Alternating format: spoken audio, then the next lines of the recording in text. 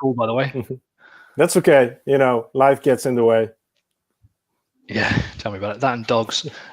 So the big question which you sent through, which I thought was really good, was about limiting beliefs. Mm. And it kind of got me thinking. So I what made you come up with that? Like the idea of limiting beliefs, talking about that. Yeah. Well, I've been thinking about limiting beliefs, like I think over a year, and I'm not quite sure how I got onto limiting beliefs. It must have been a YouTube video sort of that I stumbled upon, or and I think it at some point you just start to realize that the only thing that is holding you back from anything that you want to achieve is yourself.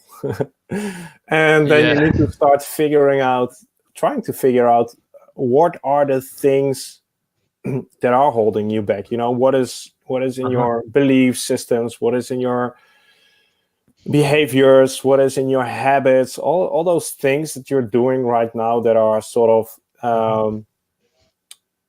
keeping the current status quo in place. And for me, limiting beliefs are just as important as enabling beliefs, but limiting beliefs is just one of the things that's easier to address, I guess. Yeah, because one of the big things I try and talk about with my guys is they don't believe, and it is the word believe, that's what's critical, that they could sell something for like $25,000. They don't believe that they're worth that, or they don't believe their customers are willing to pay that. And it becomes you have to really work through that to sort of, I think a lot of people want proof before belief. And a lot of the time it just requires faith that you can do it. And actually the proof comes afterwards.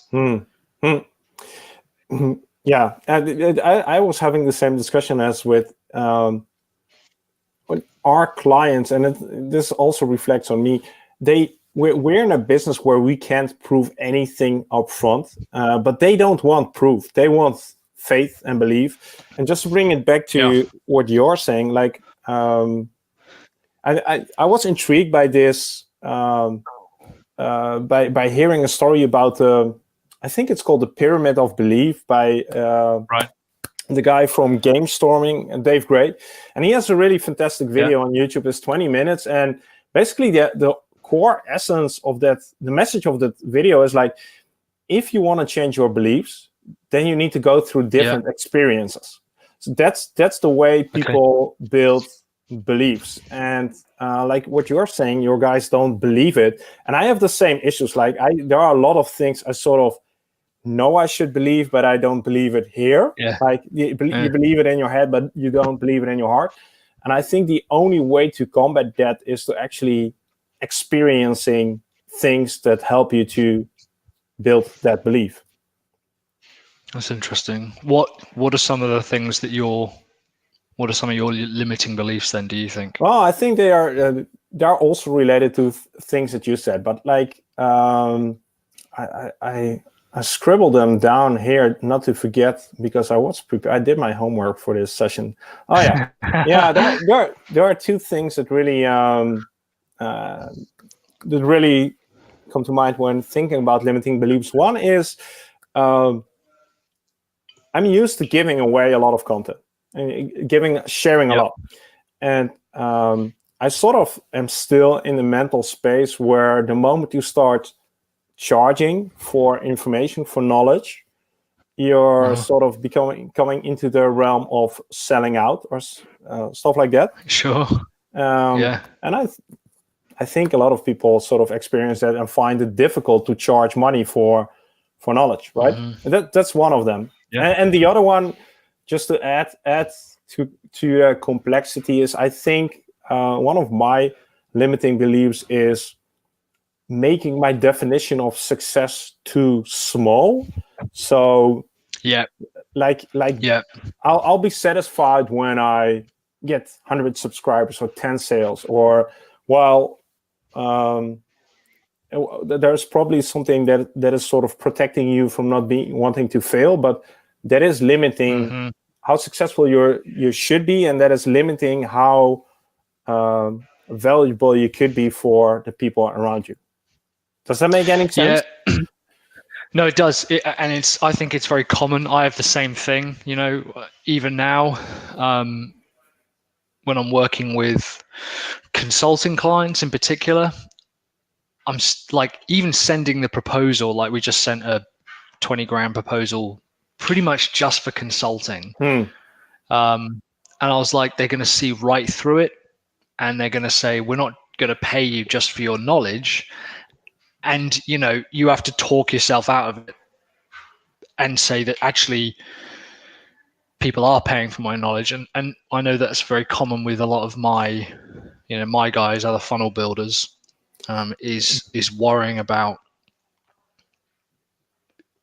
will the customer see through this, and because we internally believe that, and this is why this becomes very kind of dangerous and powerful, I think, because when you believe that, that's what becomes true.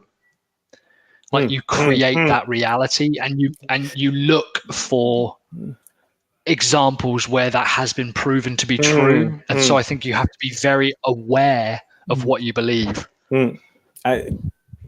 Yeah, spot on. And this sort of just let's make it really practical. This sort of comes to play when, okay, you're writing an email to send out to your broadcast list, and this time it won't be a video announcing your latest YouTube video, but it will be the call to action in this email will be, hey, here's my course, sign up for it. And those emails are the hardest to send out because you're feeling like you're pushing content. It feels that way. So that's one really practical example. And like you said with the proposal. But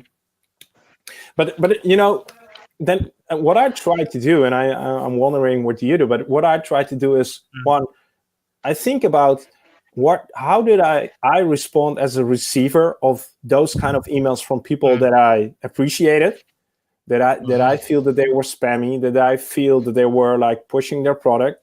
No, they were like, I didn't feel that. I was okay that they were doing, I totally get it that they were doing a proposal, right? Yep.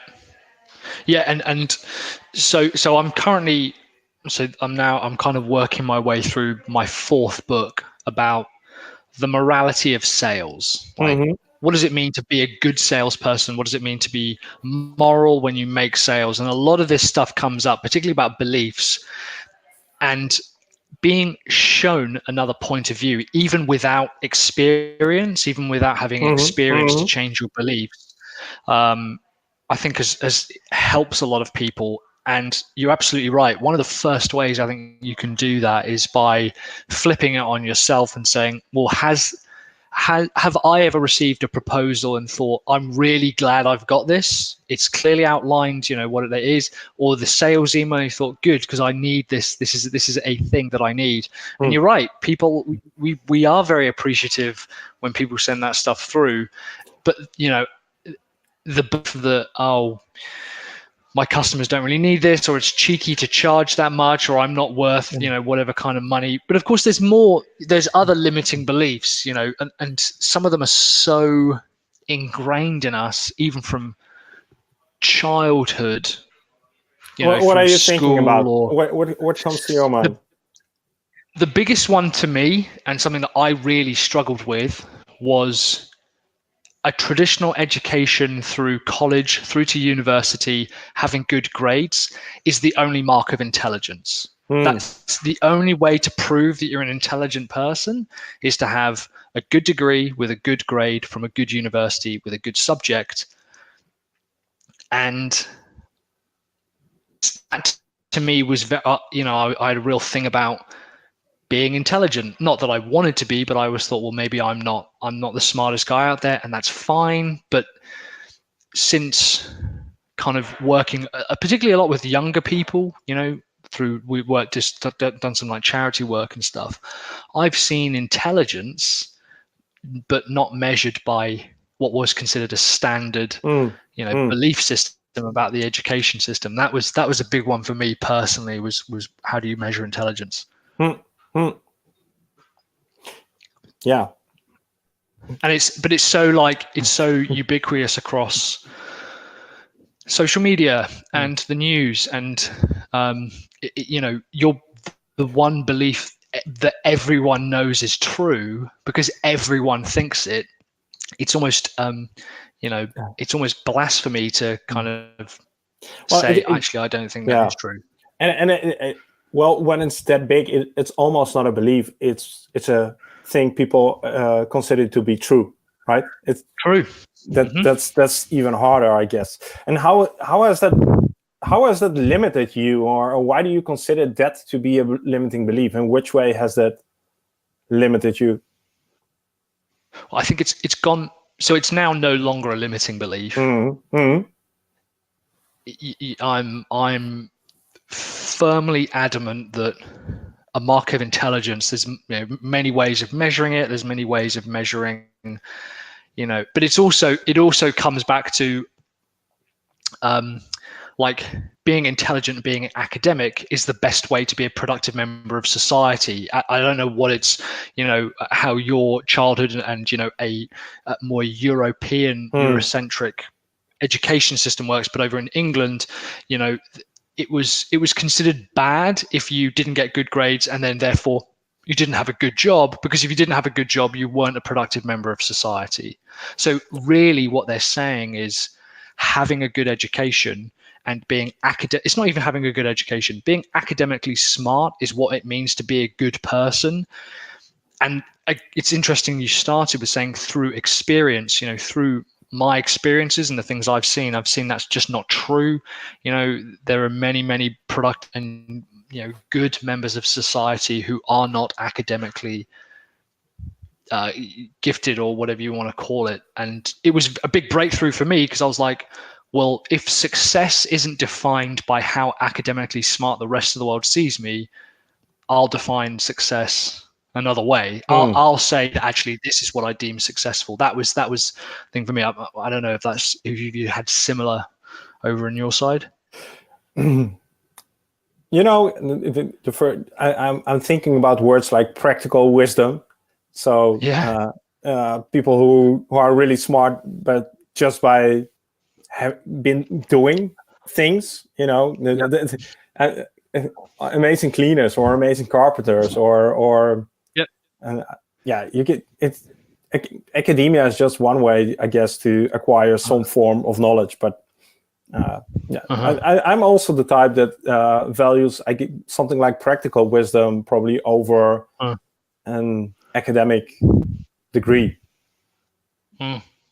Yeah, and it's not even, you need to have academia. Like I get that, but it seems, especially in the UK, it's really, it's heavily kind of implied and built into you that if you're not academically, if you don't go after an academic route, you weren't successful.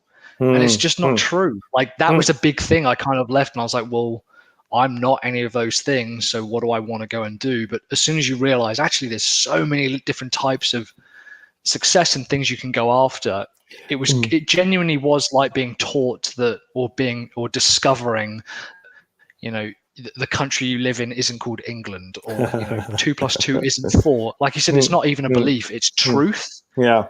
And I think for some people that's very hard to overcome. I was checking my notes that I had, and your other question was like, what beliefs do you see in other people? And this, I've written down something that sort of strongly relates to that, because the thing I wrote down is what I see in other people is like having a regular job is like the safe bet. And this sort of aligns with what you are saying. So I didn't focus on education, but I focused on the thing that comes after education. Like, and I see people around me sort of looking at me and people like you, what we're doing is risky, and we're taking big risks. And what happens if you don't get any more clients, and I'm like, the risk that you'll be fired is probably bigger than me losing clients, and two, 100%. the risk of you not realizing your full potential because you're doing stuff your boss is telling you far outweighs the sort of the benefits. So I was the belief I see around me is more focused on the thing that comes after education, like maybe being successful, being safe, or I don't know how you want to call it, is by having a job, being an employee. Again, I see that a lot as well. It's interesting because I was made redundant at the age of 24, so fired essentially. And people are like, oh, setting up a business, that's very risky. And I was like, well, so far, the other option hasn't worked out. Like, exactly. I've got evidence to the contrary. What was very difficult is, my mum is incredibly supportive. She's been a fantastic role model and support, but she and I have argued over the points of like what actually is considered safe or risky or an investment or stuff like this. And bit by bit, she has come around, and she says it's been a big learning experience for her to see someone take a business, take something that didn't exist, it was an idea, and then build it into a business that has an audience and programs and stuff. Her job is obviously to believe in me. That's what mums do most of the time. But that's becoming more and more apparent, and it's fascinating to me that there is now a second generation of guys kind of our age who have got kids, but they refuse to accept that the way industry, business, education, whatever you want to call it, is moving is no longer suited to what we consider a traditional route to a job. Like that process is dying. Kids who don't have YouTube channels and blogs and content out there, they're going to struggle to get jobs in a sort of less traditional sense. But the writing's on the wall. It's there, but people almost refuse to change. And again, even though they are going through the experience right now, even though they are seeing the evidence around them. Right now, exactly. And they refuse to move. So I don't know what I'm sure someone much smarter than me can look at what the belief is there, the limiting belief, to refuse to accept that. Any other beliefs that you had to overcome or overcame?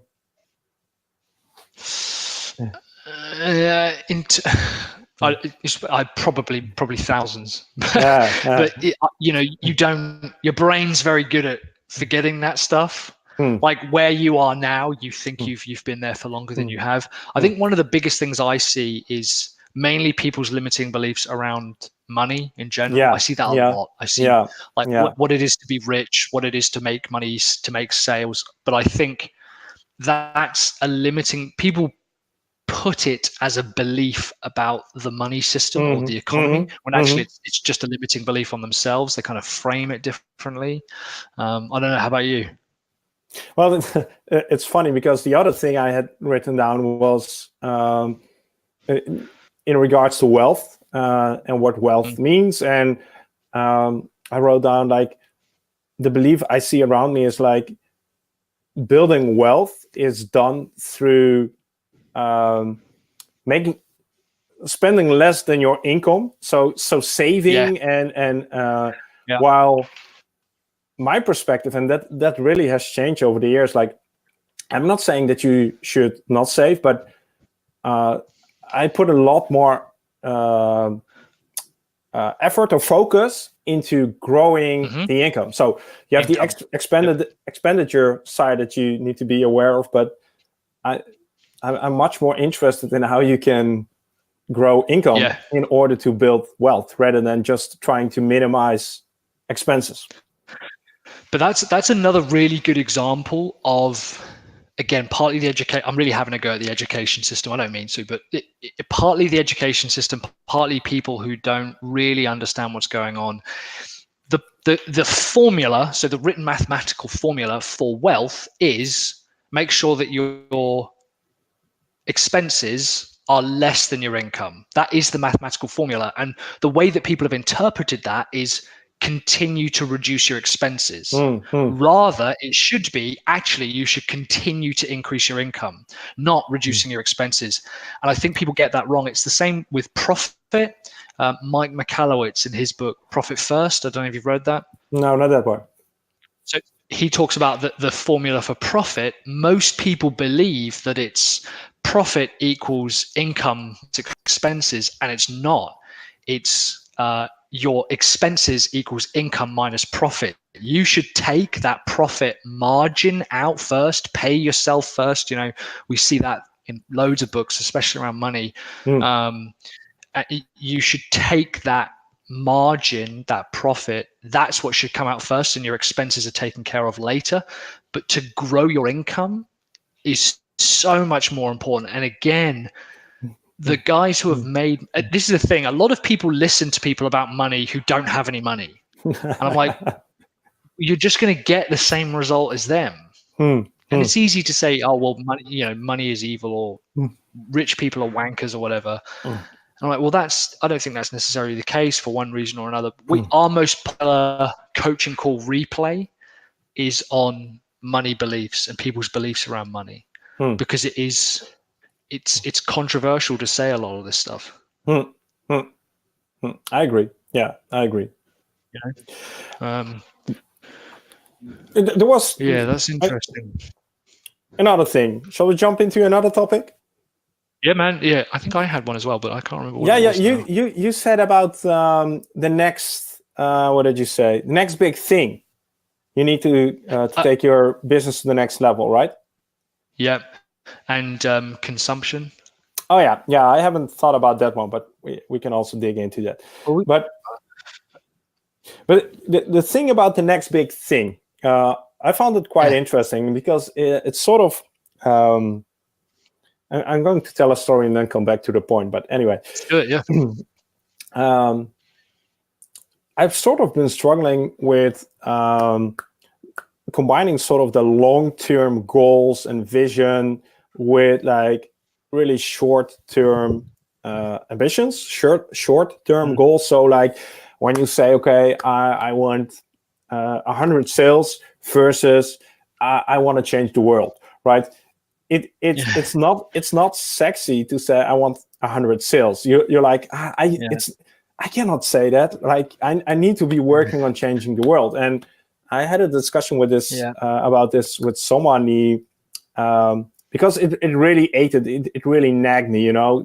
It sort of, and he pointed me to again a video about a professor who he made a distinction between, like, we have existential goals, but we existential needs, and we also have practical needs. And those practical needs, the message I got, it's like it's explained through monkeys and bananas, and the only thing a monkey wants is bananas, you know, it's stuff like that. But the message there was basically, don't worry about the existential needs if you first have to fix your practical needs. Like, don't worry too much about not changing the world or failing to change the world if you fail to get your 100 sales, right? And that really put me into I think into the right mindset, like with the next big thing in the business. That now coming back to the topic is like, I sort of have to accept that if I look at the YouTube channel, the courses, it's still a business that is learning how to walk. It's still super fragile. It's still on a lifeline. It still needs support. And my primary focus needs to be on making sure that the business can walk, like on its own. And then, only then, I'll have the luxury almost to worry about all the other stuff. So, coming back to you, next big thing, get the baby to walk on its own. And do you know, it's such a good, I really like that analogy. of getting the baby to crawl and then walk, because that is, and it's exponential as well. It takes 3 years to get your business to a state where it's crawling, and then it takes 2 years to teach it to walk, and then it takes 1 year to teach it to run. And it's the gains you make, it is exponential. And I think a lot of the time we forget that. We think, I've been trying to get this business to do a very basic thing, make 100 sales a year, a month, a day, whatever, and I'm really struggling. But everyone else is talking about like changing the world and these massive global visions. I believe that the huge global goal, like life-changing. So recently, probably a few months ago, December, January, my epiphany that I had was I want to get sales training into the curriculum of schools. That's like my thing. Now I've got no idea how I'm going to do that. Like genuinely have no idea how I'm going to do that. But that's almost like the internal motivation to keep doing the grind work there, because I'm like, that is the goal in the future. That's what I want to keep working towards. That is the equivalent of getting my child to university, or whatever the mixed analogy is that we want to use. But you have to go, you can't shortcut that. You can't hurry that along. It has to happen at its own pace. And just to add to that, if you forget those first steps, like making sure it can walk, it can be gone in a second, and then you've been worrying about like your big goal. And the biggest, I guess, the biggest risk of not achieving your big goal is when you sort of fail to achieve your smaller goals first. Yep. Yeah, and I think a lot of people change their goal, like their big goal, even if it's not that big, even if it's, I just want to earn enough money to pay off my mortgage or whatever it is. And they change the goal because they think changing the goal will be easier, as opposed to sticking with that goal and grind. Like, you and I could set up completely different businesses today. Everything burns to the ground. We set up completely different businesses. You set up a bakery and I set up a furniture manufacturer. It takes the exact same amount of time, effort, sweat, knowledge, blood, tears to grow those businesses as it does any other business, to reach any other goal. It's not done. Changing the goal is not how you reach better goals. You've got to stick it out, and some are going to take longer than others, and you just have to accept that. When you sent this question through, I was like, so what's the next big thing to take your business to the next level, something like that? I was thinking about, you first have to break it down into, so what's the next level? Yeah, sure. 100%. What's your next level? How does next level look for you? Next level for us is a 7-figure business where I don't deliver, to an extent, any of the work. We've got a very specific model. I've got a very specific model in mind where I create content and do talks and create, blogs and stuff like this. And the business is taken on. I follow Daniel Priestley, who has like Key Person of Influence. So I follow his model. That's the model that I want to go for, is I'm the key person of influence. And we have the 7-figure big business underneath. And to bring it back to finally that kind of big thing, the thing that I think we're really missing from the business is basically networking and partnerships. I don't think I do it enough. In fact, I know I don't. And this almost comes back to limiting beliefs, because I had to really, really think. I kept thinking, no, it's because I don't have the right tools, or my website isn't right, or my email marketing program could be smarter. And it's not. All of that stuff is procrastination. What I need to be doing is building strategic partnerships. That's actually what matters. Yeah. So the limiting beliefs is that you need better tools, you need better support systems. Yeah. Yeah. Yeah. How about you? Do you know what your next stage looks like, next level? Yeah, I was thinking about it, and again, I've sort of had a reality check, and for me, it's like my next level means making sure that the business is sustainable income-wise, and that means like having multiple revenue sources to mitigate risks, making sure that the sort of the lead flows are consistent, stable. So basically, I don't want to set the bar here right now. My bar is like just making sure that this works on its own. And again, and sort of it crawls on me that it's not that sexy, or it's not that it doesn't sound that ambitious, but I think when I reach that stage that it will really be a big achievement. Like, yeah, it's funny though, because like from what I understand, a lot of the time as human beings, when we're up at that next goal and we have maybe a few other businesses or people that we admire in that space, and we're like, they've got it figured out. They've done it. Yeah. And then when you get there, you're like, oh, like there's another level and another. Like no one's ever satisfied, maybe is the wrong word. I don't know. No one's ever thinks, well, this is it, and even recognizes it. I think a lot of people are pushed to try and take it to that next place. Yeah, and the question I wrote here was like, the question that creeps into me is like, am I pushing hard enough?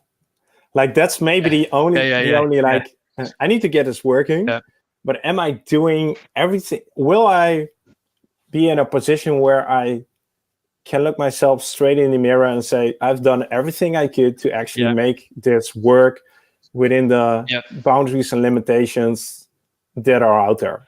That's, I think, and that's a tough question, but I think it's a really important one, because you can have huge ambitions, but you sort of also have to be realistic for yourself, right? Not to burn out, or to quit because you're dissatisfied, or and it's the more I do this as well, the more I realize just how much ties to morality and what it is to be a good person and a good human being, and productive member of the species. And it is, can you go to bed and honestly say, not even have I spent the entire 24 hours productively, because no human being in the world can do that, but have I done one thing that's moved me closer? And I think a lot of the time, whenever I break those goals down, whenever I look over my little notebook, it's stupid. It's like, make 2 phone calls. Make 2 phone calls, and that actually will push you to that next level. But for whatever reason, because we fear rejection, we have low self-esteem, we don't think it's worth it, it's not the right time, whatever, we put that stuff off. And actually, when you look at just how simple the task is, the thing that stops you getting there, again, going back to our initial topic of limiting beliefs, it's that internal belief system that prevents people from taking, frankly, quite simple steps. Yeah. Like the book. I'm often asked, like, how did I write a book? I'm like, I sat down every single day for 2 hours and wrote for 2 hours, and in 26 days I had a book. And I think people want, like, oh, I had this divine moment of inspiration, and God spoke to me, and I realized that this is what I was supposed to do. I'm like, no, I sat down and I wrote for 2 hours every single day for 26 days in a row, and there was a book at the end of it. Exactly. Like, it's not. It's a lot of it's boring. It is, and it's not glamorous, it's not sexy, it's not. And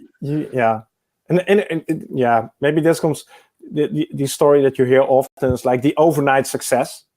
Like, there is no such thing as overnight success. Like, those people went through shit to probably get to where they are today, right? They did something really well. There's a saying, Eddie Cantor, who I believe was a American comedian. He said it takes 20 years to make an overnight success. And you see businesses and they like explode, right? And all of a sudden they're everywhere. And then you look actually how long they've been trading.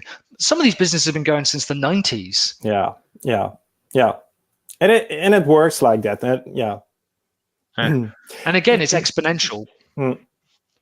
But I think for me, you know, what's hard is, for instance, when you listen to people like you on the channel sharing the ambition to get sales into the hands of all the kids of the world, you know, not being discouraged and thinking, well, okay, but I first need to get my shit together before I can start, before I need to worry about these kind of goals. It's good that you have them and that they motivate you, but don't, you know, they really can paralyze you, I think. And it's the same, like it's with goals, but it's also with technology, what we once discussed with the Casey Neistats of this world, like yours. Man, I'm not that good, so I won't do anything. I don't have a big goal, so I won't do anything. Yeah, it's interesting because I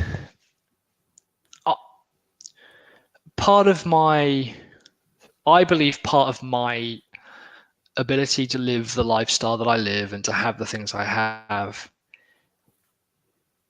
is basically, so I don't know, someone else has come up with a term for this. There's a margin of comfort, and I can't remember if we've talked about this.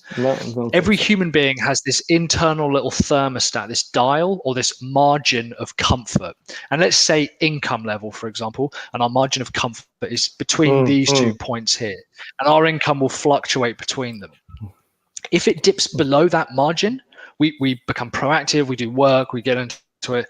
It's a really classic for sales teams in particular. That's when they're picking up the phone, making all the calls, and they have a bumper quarter because their income level has dipped below what their internal sort of margin has said, this is acceptable to me. The problem is that if it also goes above that level of margin, we become complacent and we stop and we go, I don't want to do this anymore. The problem with reaching bigger goals is not your ability to do it. It's that the goal is outside of your margin of comfort. All of a sudden, if you have this margin of comfort down here for income level and you have survived on the past 3, 4 to 5, 10 years on $20,000 a year, $100,000 a year, whatever, if you've survived on that, the very concept of being up at $1 million or 10 million or $1 billion is so far out of your comfort zone, so far out of your margin of comfort that you'll naturally try and bring it back down. And I think it's not a case of understanding how you get like the physical tactics. I think most people just have a real problem of moving their margin of comfort and saying, actually, my comfort level should be up here, getting sales training in the hands of every kid or whatever, changing the curriculum. That's where I should be comfortable. And that's very hard. It's not something you can do overnight, but I think that's a big part of it. Makes a lot of sense. Yeah, makes a lot of sense. And we see that. You see that with grades with children, like what's considered acceptable in their household. If they go above, they'll then dip back below. But if they go below, they'll dip back. You see it with sales. You see it with income. You see it with, you know, number of miles that marathon runners should run for training. It's this margin comfort thing. And this also maybe relates back to the one of the very first things I said about the limiting beliefs. It's like setting your vision of what success looks like, making it too small. And it's absolutely. It's super challenging to really set, you know, I can say I want 2,000 sales, but when I just try to think about 2,000 sales, man, it's like, what? And that's really, I know you need that, but sort of, you know, physically actually getting there is like, that's tough. And, you know, when we talk about like, I don't know, when we say, because I'm a big believer that you do have to have these huge life-changing goals. It doesn't have to be global. You don't have to want to eliminate malaria, but I think you have to have something that's way outside of your reach, because it forces your perspective on what to do. It forces to think differently. The difference between I want to make 10 sales today and 100 sales, I physically have to go, what I'm doing now won't get me there. I have to rethink what I believe will get me to this place. And sometimes that's looking at your business model and going, shit, this is not going to work in this state this is in. And that's hard work. But it's not necessarily a case of saying, well, I'm just going to work twice as hard or work more. Like, if you're already working all the hours you can and you're doing as hard work as possible, your effort's not the problem. It's the system you're putting in input into. One thing related to goals that I sort of stumbled upon recently, I told you I'm experimenting with OKRs and see how they could work. And OKRs are really based on those key results and sort of making them really, putting metrics and quantifying them. And what I've seen is in the stage where I am right now, quantifying outcomes is really, really dangerous for my motivation. So saying things like, I want to get X number of leads, or I want X number of subscribers, that sounds really ambitious, but what it actually does is in this stage, it demotivates. What I'm flipping to is, okay, I'm going to publish 6 videos this month, or I'm going to send out 3 emails because, and I think Miles Beckler also talked about this, is like, in the beginning, make sure you formulate goals where you have 100% control over achieving them. And so Jim Rohn talks about like farming, and he says you carry corn. Like when you've planted it, that's it. You can't hurry that along. It is going to take its time. What you can do is say every single day, I'm going to, like day 1, I'm going to plant my entire row, my seeds of corn or whatever the hell it is. I don't know. And then every single day, I'm going to nurture it and water it and tend for it. I'm going to make sure that I'm clearing weeds away. I'm going to be doing that stuff. Eventually, I'm going to have a field full of corn. But I can't say I want to have the field of corn, the $1 million, the 200 leads. What I can say is I'm going to do these things every single day. You're absolutely right. That's a really good distinction, actually. Yeah. And it makes you see examples where people sort of are formulating goals that are outcome based, and I can imagine situations in which that's more predictable. That's a really good point. When you're in a more mature state and your system is sort of more predictable, you can sort of, if you have a website that is converting at 2% and you say, I'm going to do some tweaks to get it to 3%, like that's not a big gamble, right? Because you already know you have a system in place. But if you're sort of like starting out and you need a benchmark, then any number you put on it, it will probably... It will be out of thin air, right? Yeah, I mean, something that was really good for me, again, on like a practical level, was I knew that the business needed to basically generate around 10 leads a day. And at the time, we were barely doing 10 leads a month. And even that was like people who really I already knew. But now it's over that. It's about 20 completely fresh leads every single day. I said, well, I want to be notified whenever I get one lead come in. So it just sent me an email. And now my inbox gets filled with them regularly. Just being aware of it and being conscious of it was enough to continue getting me to do the things that I had control over, as opposed to checking it every day and seeing that I hadn't reached it. There is a subtle difference, but to me, there was enough there. It was being notified as opposed to checking it. Interesting. Yeah. And it's focusing. It's formulating key results as efforts rather than outcomes, which goes a little bit against what some people are preaching. Like you need to formulate outcomes. And I sort of I understand why they are saying that, but. Yeah. I think there's stages, It's maturity. Maturity Yeah.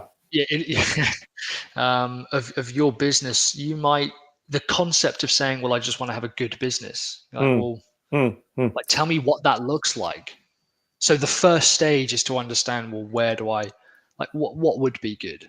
And then, like you say, eventually through maturity, through crawling, learning to walk, you make changes in how you approach those kind of tactics. I don't know about you, but I think it's good that we sort of think about the big questions for for our calls. Yeah, I agree. Yeah, I agree. I think next time I really want to talk about what you consume. Yeah, that's also like, and it's also consume in every way, like food, content. I don't know if there are other, maybe relationships, stuff like that. Your network, your the stuff you watch in your spare time, what you do. Exactly. So yeah, I think that'd be a really good topic for next time. I'd love to talk about, you are what you consume, or what is it you consume. We should talk about that. One thing I need to get off my mind is when I hear people talk about there is no such thing as a tactic, like for being successful, or I think there is, and the tactic is just be helpful to other people. 100%. That's and it's as simple as that. All the other things can help you accelerate that process, but the single most important, there is one tactic, and that is being helpful to other people. That is the tactic, and all the other stuff. I don't know why I said it. Well, again, no, I'll tell you why. Because look at the names of our business or the podcast: the Service Design Show and Sell Your Service. Service, being in service to people, and saying I just want to serve people. That is repeatedly shown over and over and over. No matter who you go looking up to, that's what they've done. They've repeatedly been of service to people. And that, to me, is, you're right, is what people would see as successful. I know why I'm saying this, because also one of the in the early days of my YouTube career, I was watching a lot of video creator stuff, their channel, and they talk a lot about anything, end screens, tags, but I always said, like, no matter what I'm going to tell you in the rest of this video, if you're not creating content that people find interesting, forget about it. Like, see, I have other videos to help you to do that. If your content sucks, then don't bother with anything I'm going to say here. And I think that's something people overlook, right? Yeah, no, I agree. I completely agree. And again, it comes back to, unless you want to do that thing every single day, there's nothing that's going to work out for you. Man, I've got to jump on another call in 3 minutes. Man, you're busy. Today, I don't know why. Today's just been back to back. It must be that one day of the month where I actually do some work. Tell you what, can we do that over email? Just book another day. Yeah, I think it's let's do that. End of March-ish, which would be good. Yeah, sure. Sounds good. All right, sweet. All right, then, mate. I'll speak to you later. Thanks. See you soon. Cheers, Mark. Bye, man. Bye. See you.